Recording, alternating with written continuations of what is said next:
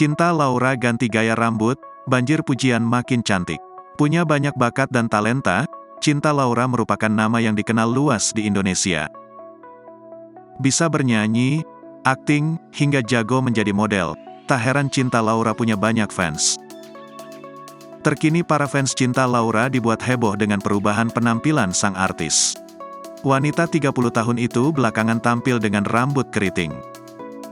Tak cuma keriting, potongan rambut yang lebih pendek juga membuat penampilan mantan kekasih Al-Ghazali itu terlihat semakin dewasa.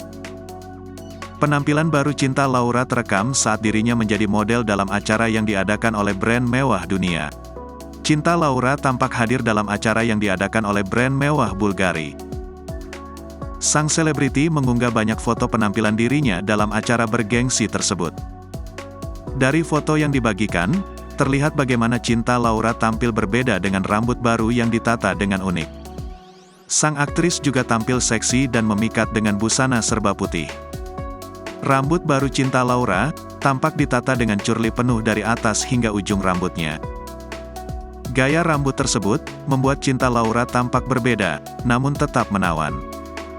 Sang selebriti mengenakan korset top berwarna putih yang dipadukan dengan rok mini motif bunga 3D. Cinta Laura juga mengenakan outer panjang untuk melengkapi busananya.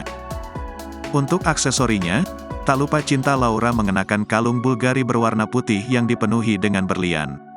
Gaya baru Cinta Laura mendapat sambutan hangat dari para netizen.